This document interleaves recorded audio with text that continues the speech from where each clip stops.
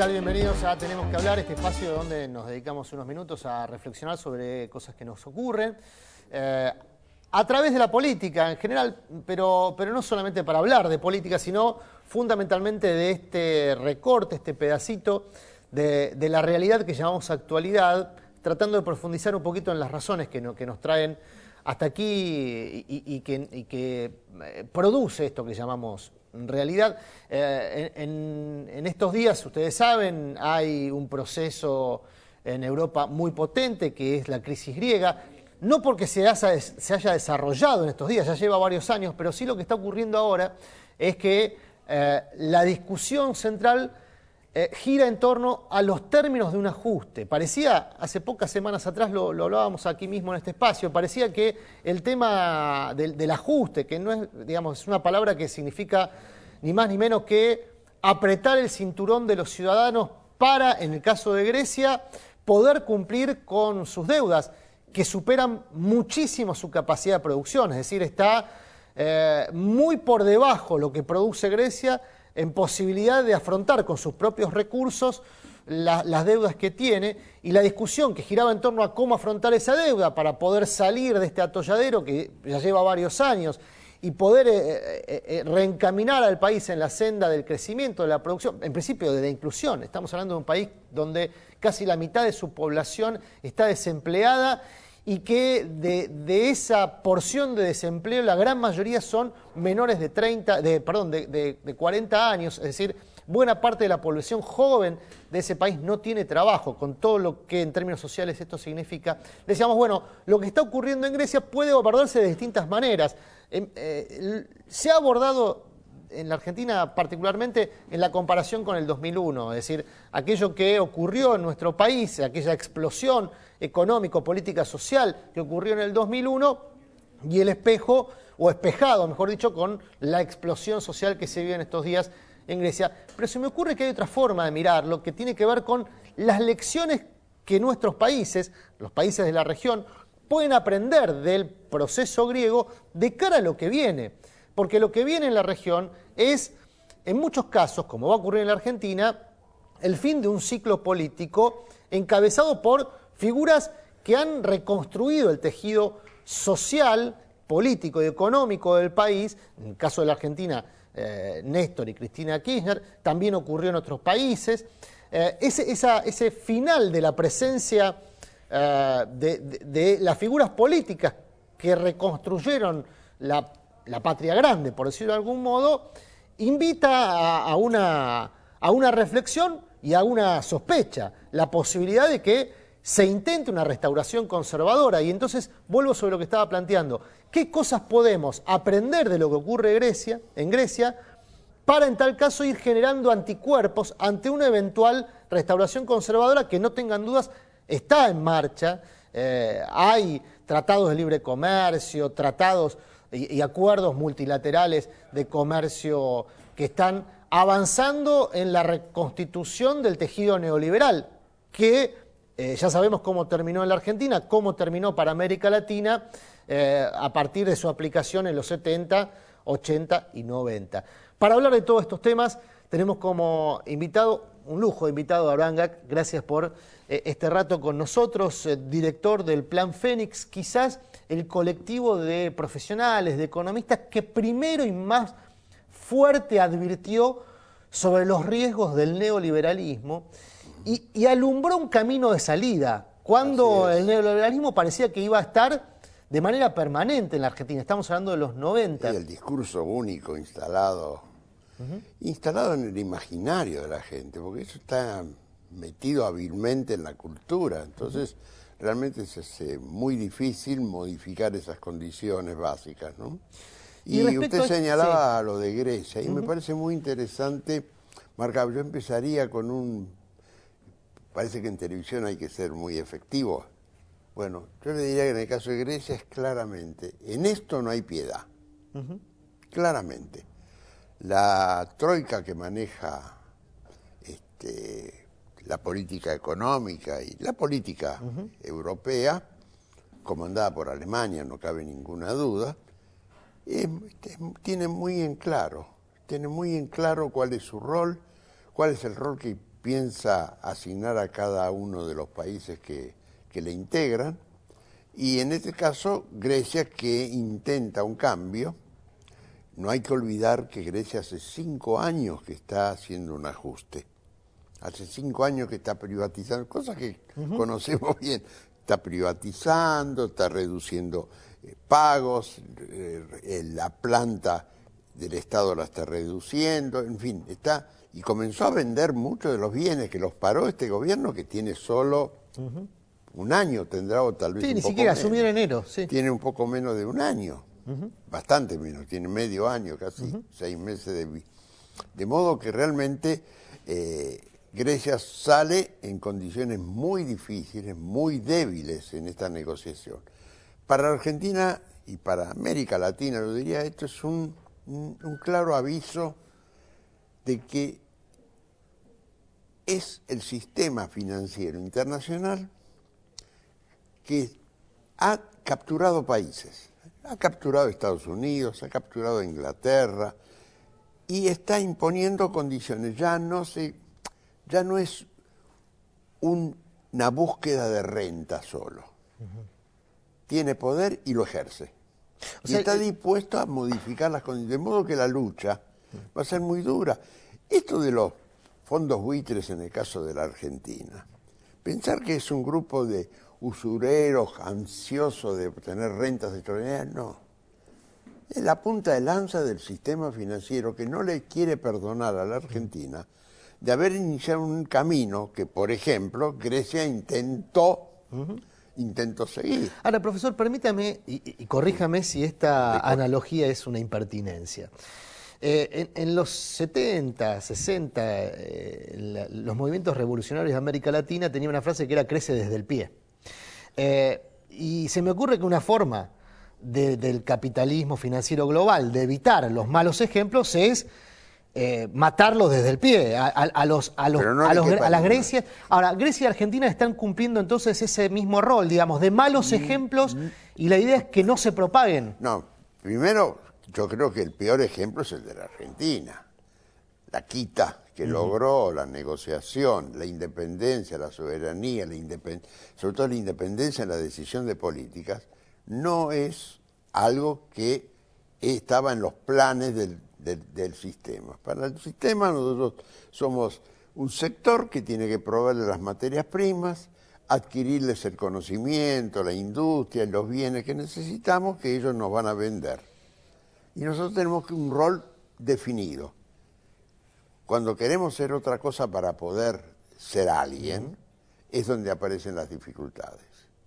Porque si desaparecemos nosotros, si nosotros descubrimos, como hemos descubierto, que el ahorro interno puede ser suficiente para crecer, para desarrollarse, ese sector financiero nos ve a nosotros como un peligro. El caso de Grecia tiene una cosa paralela, están trabajando, están enfrentando a un contrincante más débil. Después, si quiere, podemos extendernos a lo mejor en eso, pero claramente Grecia no es la Argentina, no es América Latina inclusive. Y lo que intentan es una clara advertencia a los demás países que están pasando situaciones es una actitud similares. aleccionadora, digamos. El problema no es Grecia, que saber sino... que, por eso digo, no hay piedad. En esto no hay Ese es el piedad, mensaje. Porque la verdad es un absoluto suicidio. Y una vez se quiere usar la palabra homicidio, pero ya lo evito, pero aceptar esto es un suicidio. Ahora, Europa... No hay posibilidad. Calcule, Grecia creció en su deuda externa del 101, 105% en el 2004 del Producto Bruto, en relación al Producto Bruto está en el 177.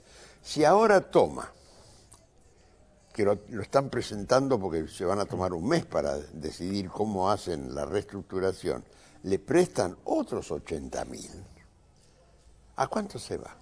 Si tenía 180% de Producto Bruto en el 2014. Sí, es una plata que... Es absolutamente impagable. Con lo que aparte no produce Grecia. Es impagable. Claro, porque Grecia aparte no tiene una producción que le permita... Le van a indicar lo que tiene que producir.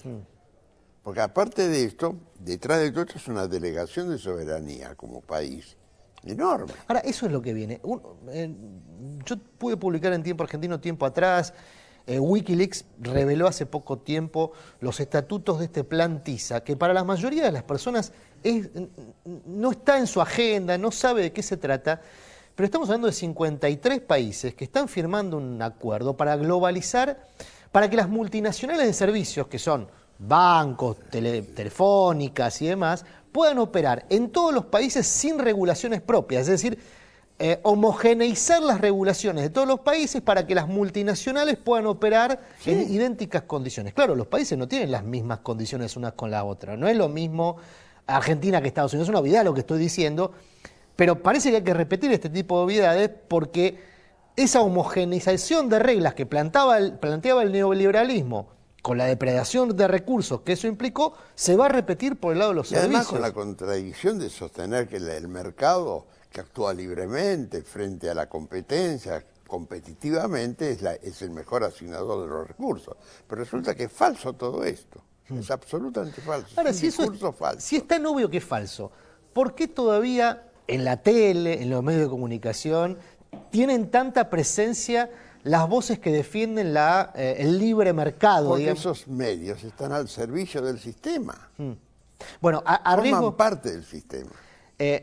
También participan de las redes sociales estas voces y nosotros tenemos un servicio en este programa que es ir captando algunas cosas que se dicen en las redes sociales y tratar de entenderlas, discutirlas, rebatirlas desde este modesto espacio. Una de estas cosas que se dijeron tiene que ver con esto que estábamos hablando y es una de las voces que se escucha habitualmente de lo que sería el neoliberalismo o la restauración conservadora. Aquí está, por ejemplo, Roberto Kachanowski, que es un economista muy vinculado con estas posiciones ultra neoliberales, dice: si yo no puedo cambiar mi soja por dólares porque el Estado lo prohíbe, quiere decir que el Estado violó mi propiedad privada, así de fácil. O sea, aquí lo que se está planteando es una vieja tesis, ¿no?, de que el Estado, cuando cobra impuestos o cuando regula mercados, está violando la propiedad privada. Claro. ¿Y esto es lo que vuelve en términos de discurso económico en la Argentina? No, este discurso no vuelve más. No vuelve, perdón, en esa intensidad como lo está planteando, pero sí va a vuelve, porque este concepto del respeto irrestricto de la propiedad privada, incluso en el caso de Argentina se contradice con la propia Constitución Nacional, que le fija la función social de la propiedad. Entonces, realmente es una de las contradicciones básicas del sistema. Entonces, uno se pregunta, y la pregunta yo creo que es muy importante, ¿existe la posibilidad de generar un mecanismo, un sistema vigente de justicia, equidad en la distribución bajo el sistema capitalista? ¿Resiste el sistema capitalista a la democracia? Yo creo que estas son las dudas que nos van a plantear permanentemente. Bueno, el Papa Francisco... Y el ciudadano tiene que aprender a hacérsela y razonar debidamente cuando tome determinadas posiciones. Porque realmente plantear, por ejemplo, el tema del control de cambios como un hecho fuera de lo común, anormal, una apropiación indebida de derechos adquiridos, etcétera, es simplemente un discurso falso instalado cuando la realidad es otra. Lo invito en tal caso, a observar otro de los discursos que también forman parte, también de las redes sociales, en este caso, Ivo Ordóñez, que está muy vinculado a la tarea del campo, dice: el actual nivel de retenciones combinado con las prohibiciones de exportar trigo y maíz están quebrando a los productores del campo. Que esto es algo que se viene escuchando mucho, no solamente del 2008, de aquella crisis, sino también en estos días, y en tiempos preelectorales uno empieza a observar que los candidatos empiezan a coincidir con estas posturas de que las retenciones, cosas que fueron importantes en términos... Ahora, el concepto de prohibir la exportación de trigo y maíz, ya eso solo es una falsedad extrema. Ajá. ¿Qué quiere decir prohibir? Regular el comercio. Regular el comercio, reservar para el consumo interno. ¿Eso acaso no lo hacen los países ultracapitalistas? Todos. ¿Y por qué los defensores del ultracapitalismo, que admiran a Estados Unidos con sus políticas proteccionistas, critican las políticas proteccionistas de la Argentina? Porque forma parte de la falsedad del discurso. Hay una falsedad en el discurso. Lo que pasa en el fondo es decir, nosotros queremos, tendrían que decir, nosotros queremos seguir siendo privilegiados, tener la capacidad de consumo, la capacidad de viajar, de adquirir la moneda extranjera que necesito para mis gustos, para mis lujos, para mis inversiones que hago fuera del país. Todo eso, eso lo llamo yo libertad. ¿Qué te parece? Y lo demás, o sea, la mayoría, que se las arregle como pueda. Entonces empiezan el discurso de que las paritarias, por ejemplo, empiezan a discutir si cubre o no cubre la inflación. ¿Dónde está escrito que la mejora salarial consiste en solamente cubrirse de la inflación? La paritaria es mejorar las condiciones de trabajo, mejorar las remuneraciones. El sector obrero tiene el derecho de tratar de lograr la máxima retribución de su trabajo. Entonces, hay discursos instalados que de alguna manera tuercen y ocultan la realidad del discurso. El discurso es un discurso elitista reservado para una minoría que quiere tener todos los privilegios y entiende que para tener todos los privilegios tiene que tener poder político. Haber instalado un paradigma alternativo al que se venía aplicando en la Argentina es uno de los méritos del proyecto kirchnerista, digamos. Sí, señor. Ahora, hay errores, o hay cosas que se han hecho mal o no se han terminado de hacer. Yo creo que hay dos aspectos muy sensibles que el gobierno nunca pudo terminar de abordar. Uno de ellos tiene que ver con las economías regionales, que está fuertemente vinculado al desarrollo territorial del país. Y otro tiene que ver con la cuestión presupuestaria, ligado esto al presupuesto de las provincias. Se hizo un acuerdo de control federal de los presupuestos provinciales para evitar justamente aquellos históricos desbordes de los presupuestos provinciales que terminaban atando después el presupuesto de la nación, pero creo, el tema del pacto, el famoso pacto fiscal, por un lado, y las economías regionales... Muy difícil de lograr. Claro, son dos de los grandes temas pendientes de la Argentina. Muy difícil porque no están acordados los parámetros. Entonces, cada jurisdicción trata de tener las mejores condiciones. Y al mismo tiempo trata de tener la recaudación propia más acorde con los intereses de los propios votantes que tiene. Y por eso tenemos provincias que perciben de impuesto inmobiliario muy poco, y en cambio se insisten fuertemente en obtener la participación que es legítima, desde luego, la participación en los impuestos que recauda la nación. De modo que esta búsqueda del pacto fiscal es muy compleja.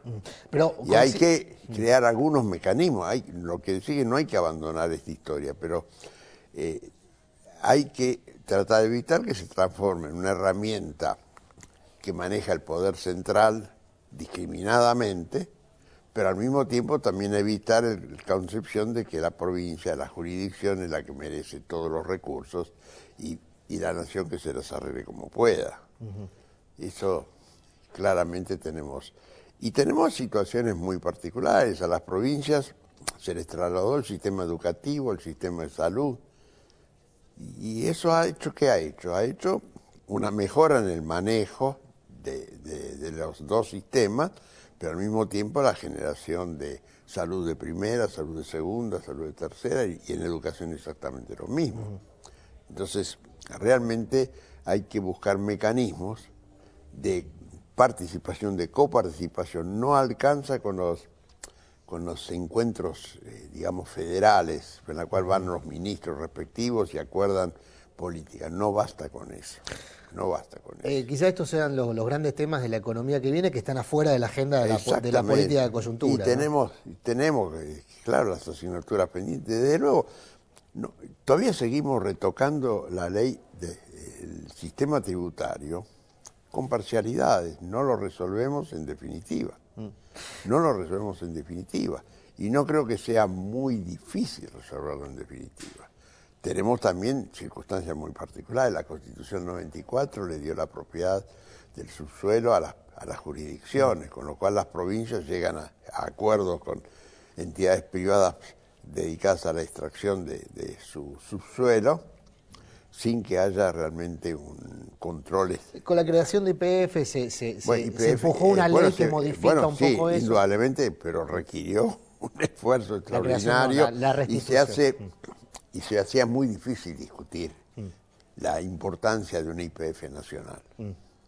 Pero en las demás cosas Profesor, hay mucho para discutir. Nos quedamos sin tiempo y hay mucho para discutir y para seguir conversando. Insisto, en este espacio, ustedes lo conocen, tenemos que hablar, es un espacio donde fundamentalmente tratamos de buscar ideas, no títulos. Buscamos ideas, hemos encontrado varias. Pero miremos, en definitiva, las cuestiones más importantes que están en discusión. Y para mí las dos cosas más importantes es la inclusión y la equidad.